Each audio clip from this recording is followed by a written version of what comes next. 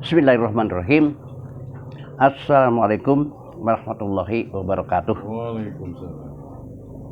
Alhamdulillah. Alhamdulillahilladzi 'allamal insana ma lam ya'lam. Asyhadu an la ilaha illallah wahdahu la syarikalah wa asyhadu anna Muhammadan abduhu wa rasuluh la nabiyya ba'dah. Saudara sekalian, kita panjatkan bersyukur kehadirat Rabbi. Alhamdulillah. Pada saat ini kita kembali berkumpul untuk bersama-sama kembali kita mengkaji berbagai aspek petunjuk Allah dalam Al-Quran tentang hal-hal yang perlu kita pahami bersama. Saudara sekalian, malam ini kita akan membahas tentang kedudukan harta dan anak menurut Al-Quran. Al-Quran memberikan petunjuk bagaimana kita harus memperlakukan harta dan anak.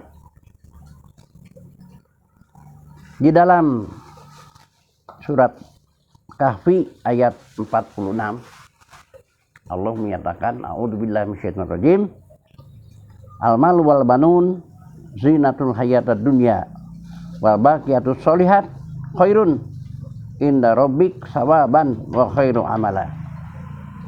Dalam surat Kahfi Allah menyatakan al-mal wal banun zinatul hayatad dunya, itu kedudukannya. Jadi harta dan anak adalah zinatul hayatad dunya, sebagai perhiasan dunia. Kemudian kalau harta dan anak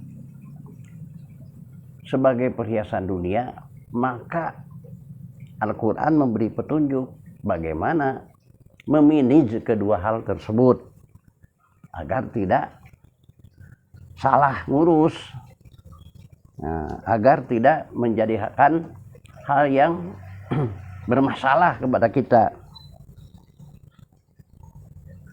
Pada ayat lain Allah menyatakan, surat Al-Munafikun ayat 14, a'udzubillahi minasyaitonir rajim, innama amwalukum wa auladukum fitnah wallahu indahu ajrun adzim. Innama amwalukum wa auladukum fitnah, sesungguhnya amwalukum hartamu, wa auladukum dan anakmu fitnah. Fitnah itu cobaan, ujian. Nah, kalau harta dan anak merupakan ujian, bisakah lulus dari ujian itu? Banyak yang tidak bisa lulus dari ujian itu. Ya, harta menjadikan lupa terhadap mengingat Allah. Harta menjadikan lupa terhadap ketaatan kepada Allah. Begitu juga tidak sedikit anak menjadi bermasalah, ya, terhadap mengingat Allah. Bahkan pada ayat lain Allah menyatakan, ya ayyuhalladzina amanu inna min azwajikum wa auladikum aduwwan lakum fahdharuhum. Nah, itu masih surat At-Taghabun ayat 15. Ya ayyuhalladzina amanu inna min azwajikum, sesungguhnya pasanganmu, wa auladukum dan anak-anakmu, aduwwan lakum fahdharuhum, suatu ketika bisa jadi musuhmu. Fahdharuhum, maka hati-hatilah, hindarilah dari kejadian yang seperti itu, yaitu tatkala pasangan dan anak menjadi musuh. Pasangan itu bisa suami, bisa istri, ya.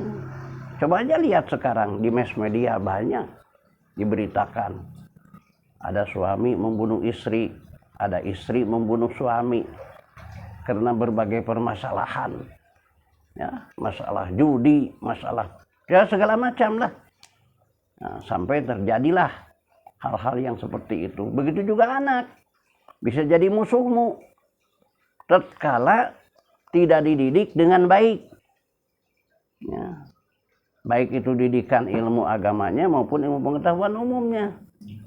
Dan tatkala dibiarkan pergaulannya pada pergaulan yang tidak membawa kepada kebaikan, pergaulannya kepada pergaulan yang justru merusak nilai-nilai akhlaknya, nah itu bisa jadi masalah, bisa jadi musuhmu.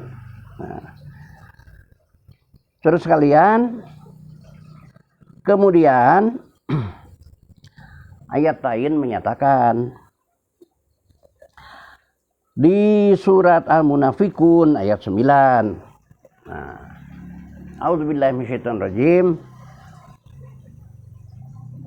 Ya ayyuhalladzina amanu la tulhikum amwalukum wala auladukum an dzikrillah wa may yaf'al dzalika fa ulaika humul khasirun. Nah, ini pernyataan Allah nih.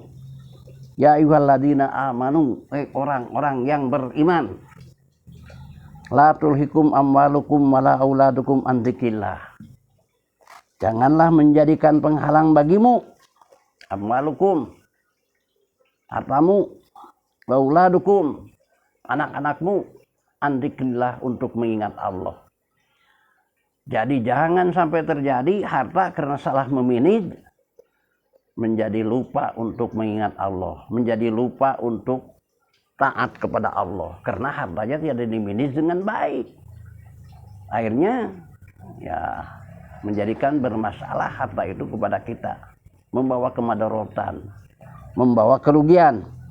Wala auladukum, nah, begitu juga anak-anakmu yang sampai menjadikan lupa untuk mengingat Allah, terabaikan ya karena mengurus anak dan harta. Ketaatan kepada Allah terganggu, terabaikan. Wa may yaf'al dzalika fa ulaika humul khasirun. Allah menyatakan wa may yaf'al dzalika, barang siapa yang mengerjakan seperti itu ya, barang siapa yang kondisinya seperti itu, fa ulaika humul khasirun, maka sungguhnya engkau telah masuk kepada hal yang merugikan dirimu. Terus sekalian, jadi harta pasanganmu, anakmu, harta itu harus disikapi dengan cara yang hati-hati, dimanage dengan cara yang hati-hati, yaitu dimanage harus menurut aturan-aturan Allah dan harus menurut contoh-contoh yang dicontohkan oleh Rasulullah. Insya Allah ya, inna min azwajikum wa auladikum aduwwallakum, itu tidak akan terjadi pasanganmu jadi musuhmu, anak suatu ketika jadi musuhmu. Insya Allah tidak akan terjadi tatkala dimanage menurut aturan-aturan Allah, secara dimanage menurut petunjuk Allah dalam Al-Quran dan Sunnah Rasul. Begitu juga anak, tidak akan terjadi anak menjadi musuhmu ya, kalau ya dimanage dengan menurut aturan Allah, yaitu dengan cara diberikan pendidikan yang baik, baik itu pendidikan agamanya ya, sehingga lahirlah dia berakhlakul karimah. Pendidikan pengetahuan umumnya diberikan dengan cara-cara yang baik dan diperhatikan lingkungan pergaulannya, karena tidak sedikit dari pergaulan itu jadi rusak walaupun telah dididik baik kalau pergaulannya masuk pada pergaulan yang tidak baik.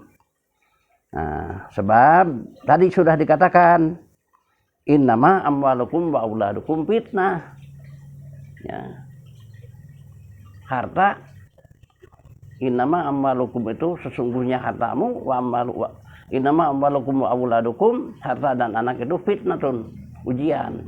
Jadi kalau ujian berarti kita ya, bisa enggak ya menghadapi ujian itu, lulus tidak. Nah, kalau lulus insya Allah melahirkan sebuah kemaslahatan, keberuntungan. Tapi tidak lulus melahirkan kemadaratan, seperti yang dinyatakan di dalam surat Al-Munafikun tadi, di surat At-Taghabun ayat 15 tadi.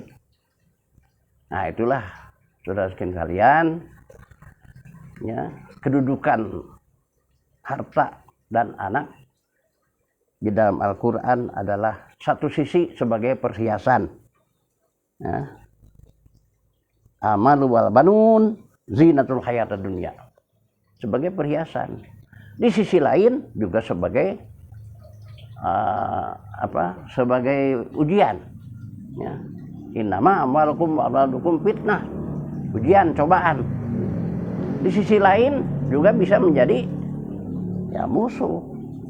Maka hati-hatilah, ya, menghadapi kedua hal tersebut agar tidak terjebak atau tidak terjerembab kepada kerugian seperti diterangkan tadi, ya. Wa may yaf'al dzalika fa ulaika humul khasirun. Itu yang diterangkan di surat Al-Munafiqun. Barang siapa yang menjadikan harta dan anak, ya, yang menjadikan harta yang anak jadi lalai terhadap mengingat Allah, fa ulaika humul khasirun. Kita akan masuk kepada orang yang merugi. Itu yang bisa saya sampaikan mengenai kedudukan harta dan anak menurut Al-Quran. Barakallahu wa lakum. Assalamualaikum warahmatullahi wabarakatuh.